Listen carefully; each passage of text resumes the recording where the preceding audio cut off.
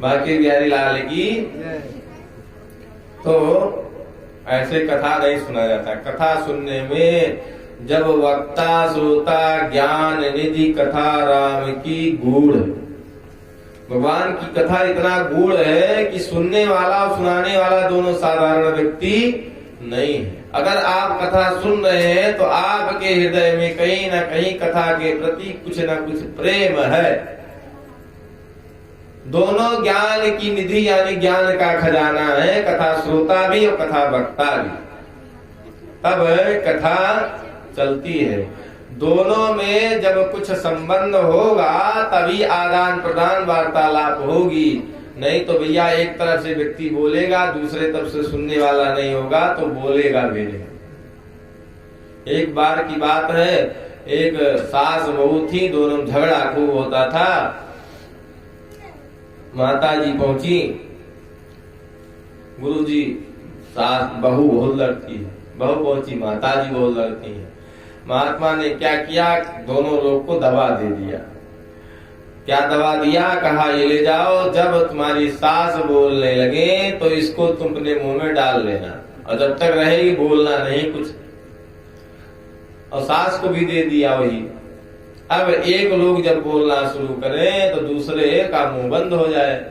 और महाराज एक व्यक्ति कितना देर बोलेगा, अपने बड़बड़ बड़बड़ करके शांत हो जाएगा।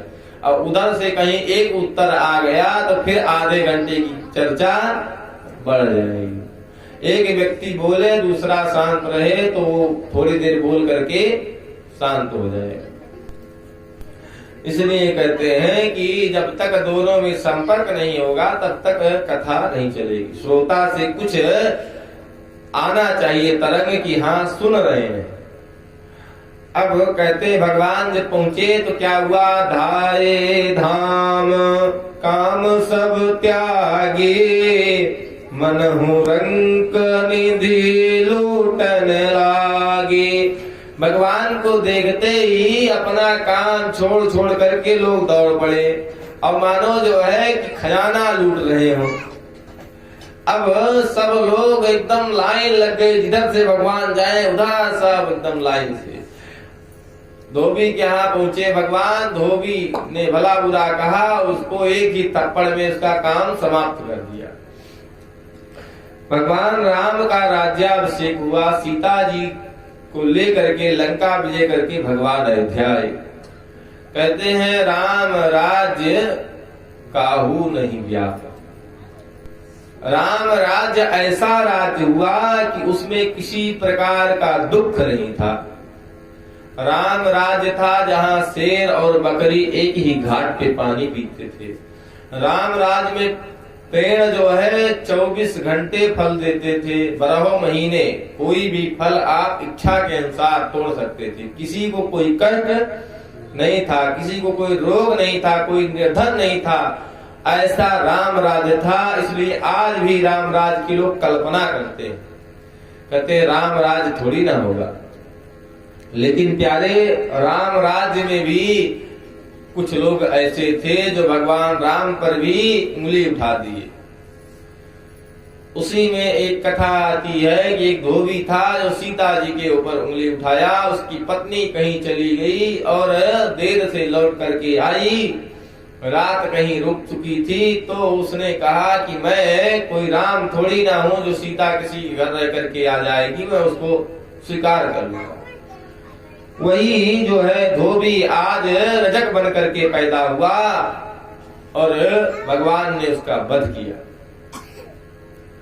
भगवान राम को जितना लोगों ने सताया था, कृष्ण ने वही जो है सब कुछ उसको पूरा उलट दिया।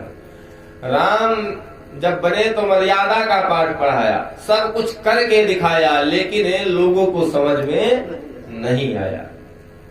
राम ने स्वयं करके शिक्षा दी और कृष्ण ने कुछ किया नहीं। कृष्ण करके दिखाए नहीं, कृष्ण बताए खाली। भगवान कृष्ण ने सोचा कि मैं राम बन करके आया था तो बहुत दुख सहा, लोग मजे लेते रहे। भाई आनंद भी राम राज में है और राम राजा के ऊपर जो है लांछन भी लगाना है। राम मन मन भटके, राम के दर्शन करके, राम के चरित्र को सुन करके लोग बहुत सुखी होते हैं। राम जैसा पुत्र सबको चाहिए, राम जैसा भाई सबको चाहिए, लेकिन बनना किसी को नहीं है। भैया राम सुनना तो आसान है, लेकिन राम बनना कठिन है। राम प्रेम की परिभाषा है, राम त्याग है, तपस्या है। राम कोई साधारण व्यक्ति नहीं है। तो प्यारे राम ने सिखाया कि भाई के साथ भाई का संबंध कैसा होना चाहिए। भाई भरत के लिए जंगल चले गए। एक बार सुना कि भैया भरत को राज होगा, और भरत भी ऐसा भाई है कि भरत ने कहा राजा तो राम ही है, मैं तो उनके चरण का दास हूँ। राम राजा नहीं थे तो राम के चरण पादुका को राज सिंहासन पर बैठा करके भरत ने 14 वर्ष तक राज्य का भार संभाला। तो प्यारे भाई राम जैसा होना चाहिए, पुत्र राम जैसा होना चाहिए। पिताजी ने आज्ञा नहीं दिया, राम ने सुना कि पिता ने वचन दिया है माँ को कि पिताजी, उस समय की बात है, महाराज दशरथ देवासुर संग्राम युद्ध करने गए। कैकेयी नरेश के साथ एक बार की बात है, देवासुर संग्राम से लौट करके आए और कैकेयी नरेश की रक्षा के लिए गए। कैकेयी नरेश के ऊपर पड़ोसी राज्य ने आक्रमण कर दिया। कैकेयी नरेश ने बुलाया। कैकेयी उस समय जो है अपने राज्य काज में बड़ी निपुण थी। कैकेयी युवराज की तरह रहती थी, उसको अस्त्र शस्त्र चलाना बड़े अच्छे से आता था। कैकेयी के तलवार में इतनी धार थी कि कैकेयी पेड़ को खंड खंड कर देती, और पेड़ गिरता नहीं, वैसे खड़ा रहता। उंगली से छूने पर पेड़ के टुकड़े टुकड़े हो जाते। महाराज कैकेयी जी के अंदर वो क्षमता थी। कैकेयी जी ने एक बार जो है, जिस समय राम जी लंका में थे, एक बाण उठा करके मारा था। दशरथ जो है रावण की दक्षिण की दीवार भरा गई थी सोने की, किला ढह गया था, और रावण के कान का जो है कंकड़ निकल करके टूट करके उसी बाण से गिरा था। वो कैकेयी जी थी। कैकेयी जी साधारण स्त्री नहीं थी। दशरथ जी महाराज सहायता करने के लिए गए, कैकेयी सारथी बनी। कैकेयी रथ बड़ी अच्छी चलाती थी, उनका रथ हवा से बात करता था। दशरथ जी के पास उस समय कोई सारथी नहीं था। कैकेयी जी ने रथ को संभाला, और महाराज कैकेयी जी जब थाकने लगी तो कहते हैं कि दशरथ जी के रथ का जो धूरा था पहिए का वो निकल गया, और कैकेयी जी ऐसे रथ चलाए कि एक पहिए से रथ कैकेयी जी ने चलाया और पूरा युद्ध लड़ाया। एक पहिए का रथ, ऐसा रथ चलाया कि एक पहिए का रथ पूरा युद्ध जीत गया, और दशरथ जी को खरोच भी नहीं आई। और दशरथ जी ये भी नहीं जान पाए कोई स्त्री रथ हाँक रही है। महाराज हुआ क्या कि एक तलवार जो है लगी, और कैकेयी जी का जो साफा बना था वो निकल के गिर गया। कैकेयी जी के बाल खुल गए। महाराज कैकेयी जी ने तलवार उठा करके और दशरथ जी को एक तलवार से रोका। दशरथ जी के तलवार नहीं रखने पाई। दशरथ जी की रक्षा दो काम किया कैकेयी ने। एक तो रथ को इतने अच्छे से चलाया, दूसरे दशरथ जी की रक्षा की। तो दो वरदान दशरथ जी ने देने को कहा। प्रभु आज परीक्षित जी को कथा सुना रहे सुखदेव जी, और कहते हैं कि दशरथ जी जब कैकेयी से कहे 2 वरदान मांग लो, कैकेयी ने कहा अभी हमें कोई वरदान नहीं चाहिए, जब आवश्यकता होगी हम मांगे। उसके बाद महाराज दशरथ का विवाह कैकेयी जी से हुआ। कौशल नरेश ने जब राज्य को वापस पा लिया, कौशल नरेश विजयी हुए कैकेयी नरेश, तो कैकेयी नरेश ने अपने बेटी का विवाह अपने पुत्री का महाराज दशरथ से कर दिया। कैकेयी जी से राम ने वरदान मांगा था, मैया मुझे वनवास जाने के लिए आप वरदान मांगना, क्योंकि आपके पास 2 वर शेष हैं, अपने पिताजी से मांगना है। ये कैकेयी ने कहा कि प्रभु आप जानते हैं, हे लाला आप जानते हैं इससे क्या होगा। भगवान ने कहा हाँ भैया मैं जानता हूं, क्या हो सकता है। कैकेयी ने अपने पति के प्राणों की आहुति देकर भगवान राम के लिए वरदान मांगा, बन मरना। राम अगर बन नहीं जाते तो राम बन नहीं पाते, राम बन गए तो राम बन गए। लेकिन दोषारोपण केवल मैया कैकेयी के ऊपर होता है। इसमें बड़ी लीला है प्यारे। तो राम ने कितना कष्ट सहा, कृष्ण बन करके आए द्वापर में, तो कृष्ण ने कहा कि अब ऐसा नहीं होगा, अब कृष्ण कोई कष्ट सहेगा नहीं। अब कृष्ण हर कष्ट में एकदम निडर होकर के उसका सामना करेगा। और महाराज हुआ क्या, कन्हैया जेल में पैदा हुए। सोचो हम आप जेल के नाम से डरते हैं, कन्हैया जेल में पैदा ही हुए। जेल में पैदा होने के बाद जैसे छठी नहीं बनाई गई, पूतना देवी आ गई। पूतना को मार के समाप्त हुआ, 1 साल के नहीं हुए तृणावर्त आ गया। अगासुर, बकासुर, वत्सासुर, केशकासुर, अनिष्टासुर, व्योमासुर, धेनुकासुर, महाराज इतने असुर आए। और ऊपर से असुर देवता भी आ गए, ब्रह्मा जी भी आ गए परीक्षा लेने, इंद्र भी। लेकिन भगवान ने किसी के साथ खैर नहीं मनाई। भगवान सबको उत्तर पर उत्तर भगवान ने दिया। और उसके बाद भगवान युद्ध लड़े, आगे कथा में सुनेंगे।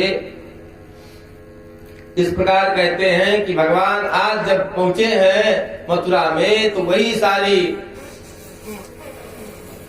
सखियां हैं भगवान की, जो सीता जी की सखियां थी और राम जी को देखने के लिए विचलित हो रही थी, राम जी का चेहरा देखने के लिए, नयन तकने के लिए। आज भगवान सबको दर्शन देते हैं, जो बुलाता है उसी तरफ देखकर मुस्कुरा देते हैं। भगवान को देख करके, भगवान के रूप को देख करके लोग मोहित हो रहे हैं।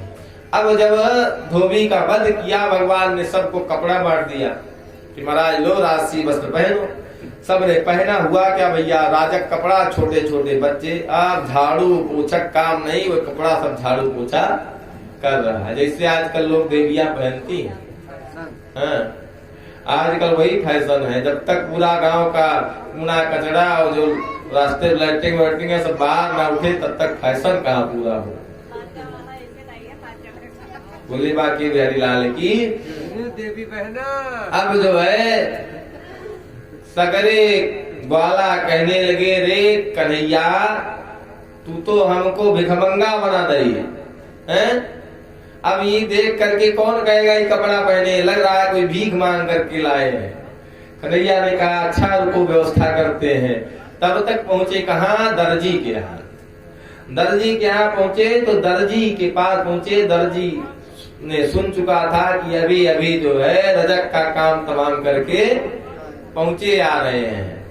उसने कहा आइए प्रभु क्या सेवा करे। झट से महाराज तुरंत लगा करके 2-4 को काट काट करके सांप का नाप लेकर के तुरंत सिल करके सबको कपड़ा पहना दिया। भगवान प्रसन्न हो गए। कहा मांगो क्या चाहिए। मन में सोचा अभी अभी प्रसाद दे करके आ रहे हैं, अब क्या चाहिए। अभी धोबी को मिला है, अब हमको भगवान कुछ नहीं चाहिए, आपका आशीर्वाद बना रहे। भगवान ने आशीर्वाद दिया, खूब फूलो फूलो। और आज धोबी भैया देखो, कपड़ा 100 रुपए, सिलाई 400 रुपया है। आज जो है फल फूल रहे हैं दर्जी लोग। तो कहते हैं भगवान ऐसा कृपा किए। आगे भगवान बढ़े तो ग्वालों ने कहा कि रे कन्हैया एक चीज की कमी है। क्या कि अब जब तक थपक थुआ ना चंदन लग जाए मस्तक पे, तब तक ब्रज ग्वाला हम लगेंगे नहीं। अब चंदन की कमी है, चंदन लग जाता तब आनंद आता। अब हुआ क्या कि तभी तक उधर से कुबड़ी चली आ रही थी, कुब्जा आ रही थी। और ये कुब्जा और कोई नहीं है, वही है शूर्पणखा। भगवान से विवाह करने आई थी, भगवान ने नाक कटा करके इसका भेद दिया था। उस समय मर्यादा में थे भगवान और इसने भी गलत काम किया था। इस समय भगवान कृष्ण बन करके आए हैं, तो अब कुब्जा भी भगवान से प्रेम करती है। भगवान ने सोचा कि चलो इसका उद्धार करें। अच्छा, कैसे उद्धार करेंगे? भगवान ने रास्ता छेद करके खड़े हो गए और कहा, अरे अरे सुंदरी कहाँ जा रही हो? आप महाराज, आज तक उसको किसी ने सुंदरी नहीं कहा था। सब कुब्जा को बड़ी कह करके बुलाते थे और उसने ऊपर सर उठा करके देखा, कहा महाराज ऐसा व्यंग मत करिए कि हमको हृदय में कष्ट हो। आज तक जो मिला है वो हमको केवल जो है कुब्जा कुबड़ी ही कहा है, कोई सुंदरी नहीं कहा। और मैं कहाँ से आपको सुंदर दिखाई दे रही हूँ? भगवान ने कहा, तू तो मुझे एकदम साक्षात सुंदरी दिखाई दे रही है। अब भगवान ने कहा, ये चंदन हमको लगा दो। कहाँ लेकर के जा रही? भगवान को देखकर प्रसन्न होती है और चंदन लगा देती। सारा कंस के लिए चंदन घिसती थी और बहुत सुंदर चंदन घिसती थी। चंदन लगाई, पूरा ठाकुर जी का मस्तक और सगरे ग्वाल वालों का मस्तक सब एकदम ठंडा हो गया। सब आनंद से जो रे करिया, आनंद आ गयो, पूरा मस्तक एकदम ठंडा हो गया। अब दिमाग खुला है। भगवान ने कहा कि चंदन लगाई है इसने, तो इसको कुछ देना भी चाहिए। सगरे बाल बाल एक कन्हैया खाली फ्री का खाता लेता चल रहा है, इसको कुछ क्या देगा? भगवान ने कहा रुको, और क्या किया, उसके पैर के अंगूठे पर अपना अंगूठा रखा, दोनों हाथ की उंगली उसके टुड्डी पर रखा और पीछे हाथ लगा करके भगवान ने एक तान में खींच दिया सटाक से, और वो 3 जगह से टेढ़ी कुबरी सीधी एकदम हो गई। और सगरे बाल बाल देख करके कुबरी से कह रहे थे, रे दाऊ के तेरा एकदम बढ़िया सा जोड़ा बना है, तू ही 3 जगह से टेढ़ा और ये भी 3 जगह से टेढ़ी। बोली माँ के प्यारी लाल की। भगवान भी कभी सीधे खड़े नहीं होते, टेढ़े मेढ़े खड़े होते थे। अब सारे आनंद कर रहे थे। सब लोगों ने कहा, भैया ये जो है बरसाना और नंदगांव नहीं, ये मथुरा है। और तू शुरू हो गया, फिर पाया नहीं एक को शुरू। भगवान ने कहा ठीक है, लेकिन देवी जी भी अब जब सुंदरी हो गई, एकदम छम छम करके चलने लगी, कुब्जा भी भगवान से निवेदन करती, प्रभु आप हमको स्वीकार कर लीजिए, अपनी दासी बना लीजिए। अब भगवान कहते हैं कि ठीक है, मैं पहले जिस काम के लिए जा रहा हूँ, काम करके मैं तुम्हारे पास आऊंगा। भगवान आगे बढ़े। कहते आगे जब बढ़े तो हुआ क्या, कुब्जा पर जो है कृपा किया, उसके आगे बढ़े और देखा क्या, पहुंच गए जहां धनुष रखा था। अच्छा, ये धनुष कोई साधारण धनुष नहीं था। एक धनुष यज्ञ हुआ था कहाँ, राम के विवाह में, और दूसरा धनुष यज्ञ आज हो रहा है। अब ये भी धनुष शंकर जी की ही धनुष परशुराम जी के पास था। परशुराम जी ने एक धनुष वहां रखा था और एक शंकर जी की धनुष ये यहाँ रखी। इसको बताया गया था कि अगर ये धनुष टूट जाएगी तो कंस तुम्हारा वध हो जाएगा। और कंस हर साल जो है यज्ञ करता था, तो इस साल जो है वो बिना समय का यज्ञ कर लिया। और इनके गुरुदेव ने कहा कि ऐसा है कि इस समय यज्ञ करना तुमको ठीक नहीं है, लेकिन कंस माना नहीं। कहा ठीक है, जो प्रभु की इच्छा उन्हें सुई जो राम रचि राखा, को कर तर्क बढ़ावे शाखा। अच्छा प्यारे, अब हुआ क्या कि भगवान जो है पहुंच गए वहां धनुष देखने। सारे सैनिक लगे हुए थे, सब रक्षा कर रहे थे धनुष। और भगवान ने कहा कि देखो ऐसा है कि हमको देखना है इसको, क्या हम इसको उठा सकते हैं? सब सैनिक हंसने लगे। अरे लग रहा है कि कहीं गंवार हो तुम लोग, तुमको पता नहीं है ये महाराज कंस की अमानत है, इसको कोई हिला भी नहीं सकता है। तुम उठाने की बात करते हो। भगवान ने कहा अभी उठा के दिखा दे। सगरे सारे जो है हंसने लगे, कहे ठीक है जाओ उठाओ।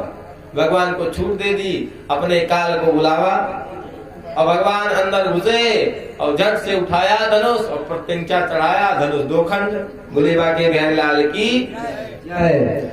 अब सब सैनिक घबरा गए महाराज, अरे ये पकड़ो पकड़ो मारो मारो।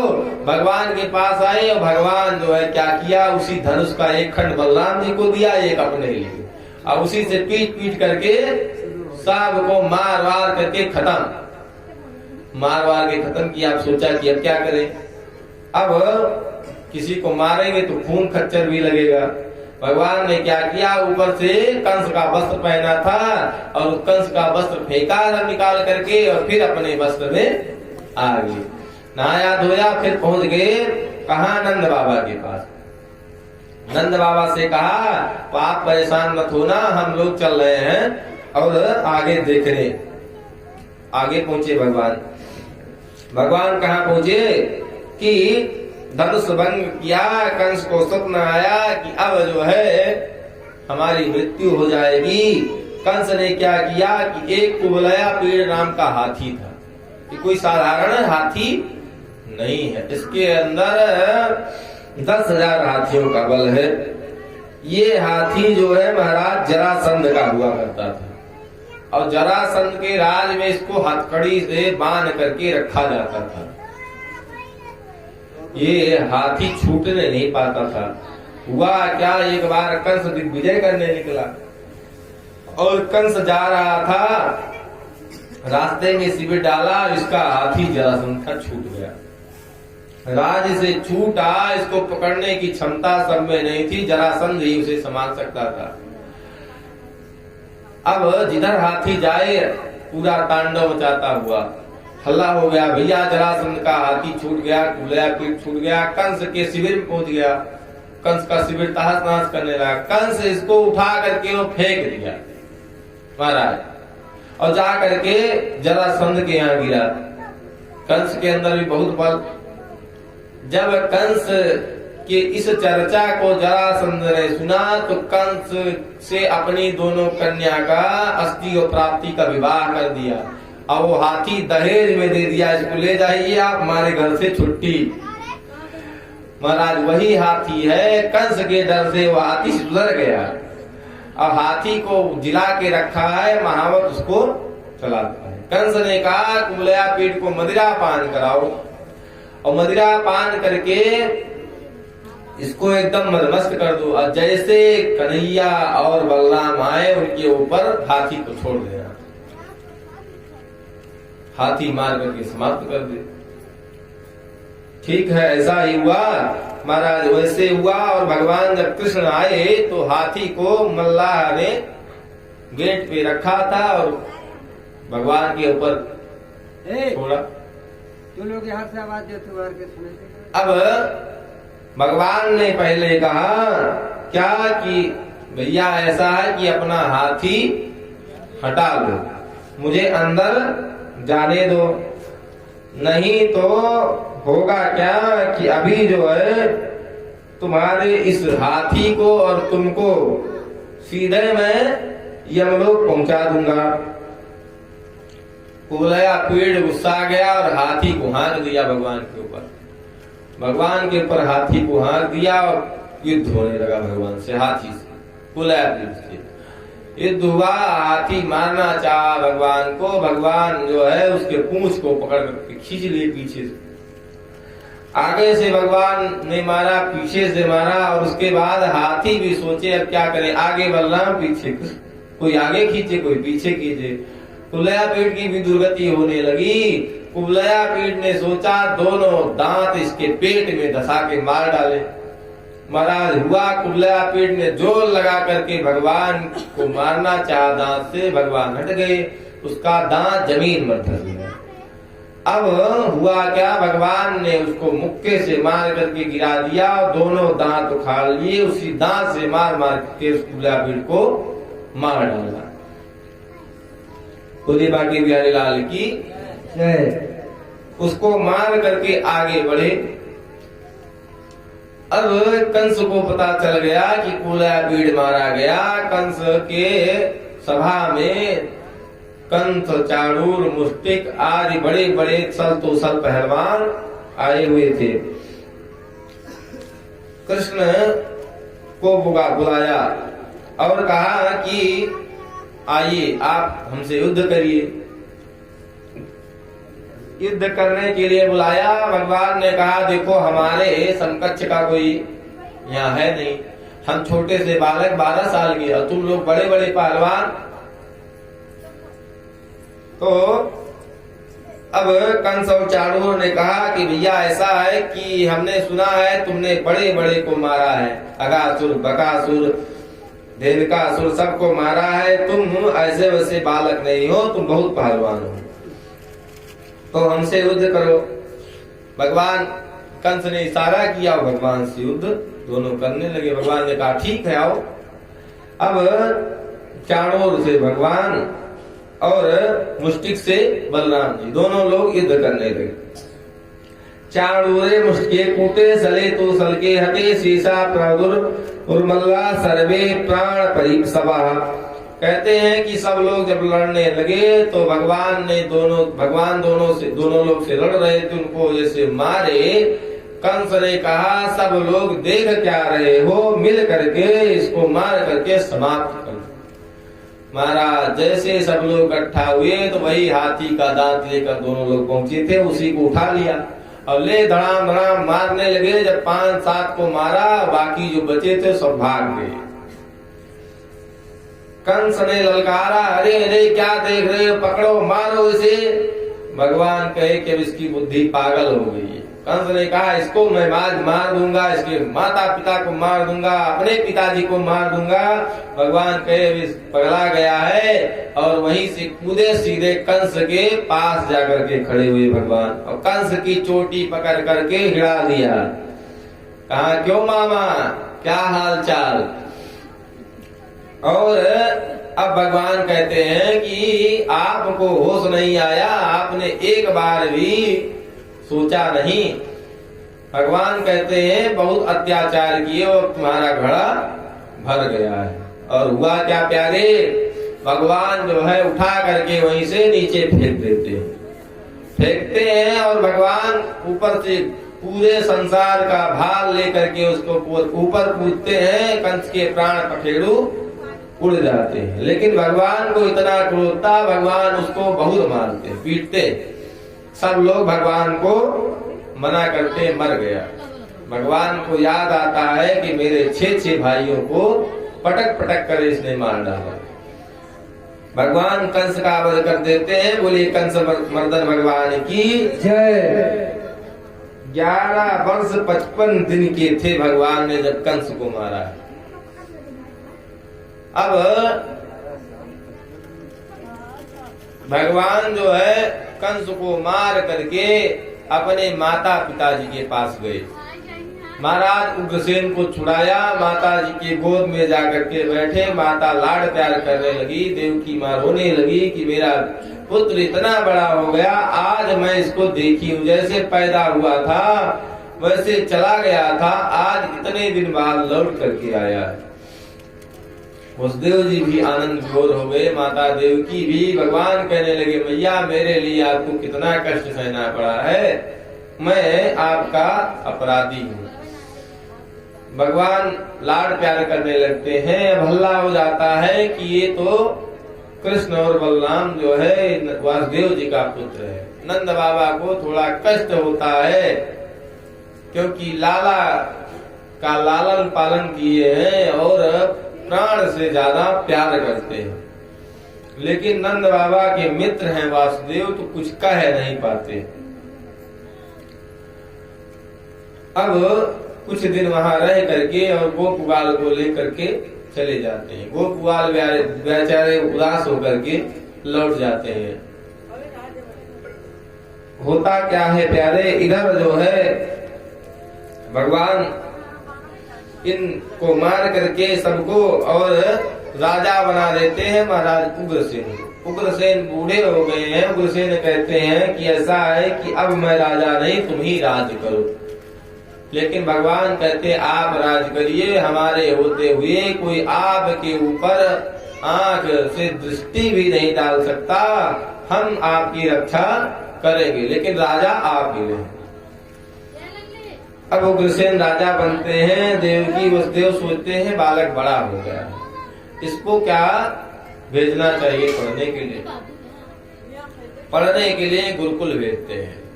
भैया कहते हैं कि हमारे शास्त्रों में आया है कि लालयेत पंच वर्षाणी 10 वर्षाणी ताड़येत। बच्चे से लाड़ प्यार कितने दिन करना चाहिए? 5 साल तक। जब तक बच्चा छोटा है उसके साथ लाड़ प्यार करिए, और छोटा कब तक? 5 साल तक। बोले बाके बिहारी लाल की आप लोग बाबा को